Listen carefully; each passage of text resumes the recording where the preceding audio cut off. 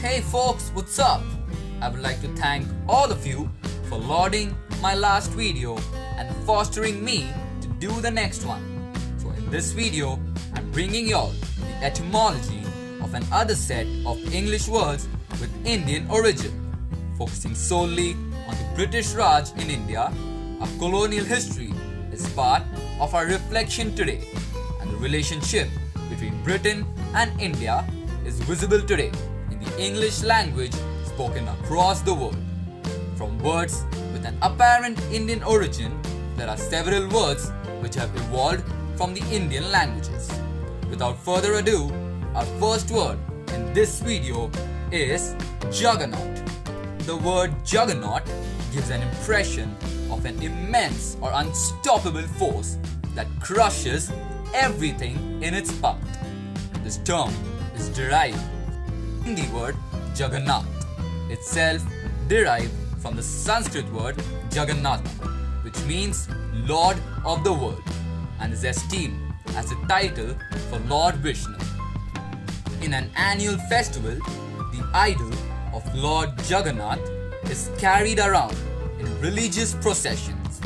In the early 14th century, European visitors witnessed this festival and the chariot which crushed devotees under its wheels. The story pervaded in the Europe, and by the 19th century, the English were using the word Juggernaut to refer to any colossal entity that had extensive crushing abilities. The next word is Thug. This term traces its roots to the Hindi word Thug, which means swindler or deceiver, and is in turn derived from the two Sanskrit words Sthaga, which means cunning or fraudulent, and Sthagati, which means he conceals. The word thug, which means a brutal or violent person, entered the English language in the 19th century. So the next time you share a thug life meme, remember to tip your hat for the former two languages. The upcoming word is cot. Appearing in the English language in the 17th century, the word cot refers to a small bed meant for a child and draws inspiration from the Hindi word cart, which means a bedstead or hammock, and was initially derived from the Sanskrit word khatwa.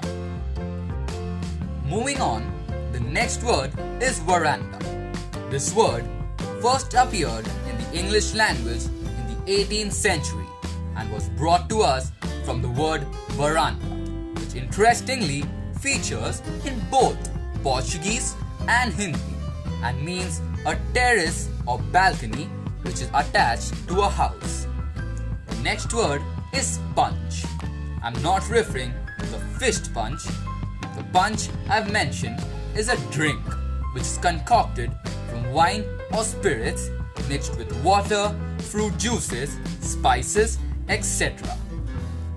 This word is originated from the Sanskrit word pancha, which means five, and is named so because of the five ingredients subsumed in the drink, namely spirit or soda, sugar, lemon, water, and tea or spices.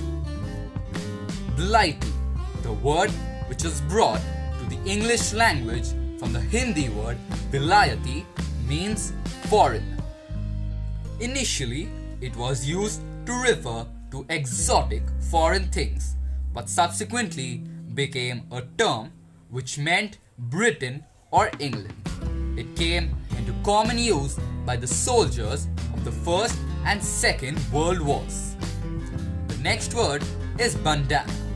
This word first appeared in the English language in the mid-18th century and traces its roots to the Hindi word bandhni, which means tie-dyeing, and bandhna, which means to tie.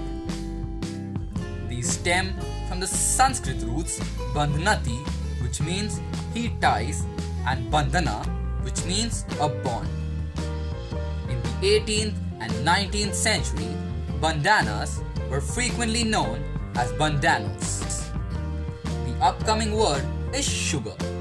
The history of the word sugar is quite interesting indeed. This word was brought to English via several languages. It was originally derived from the Sanskrit word sharkara, which means grounded or candied sugar.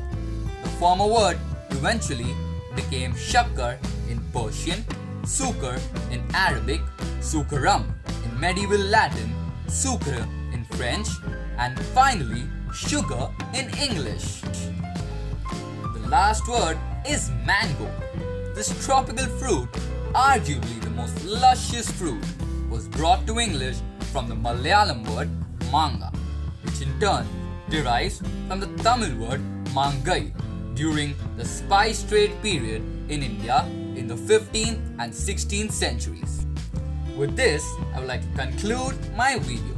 I hope you all found this video interesting, and if you all did so, please do like, share, subscribe and impart your views.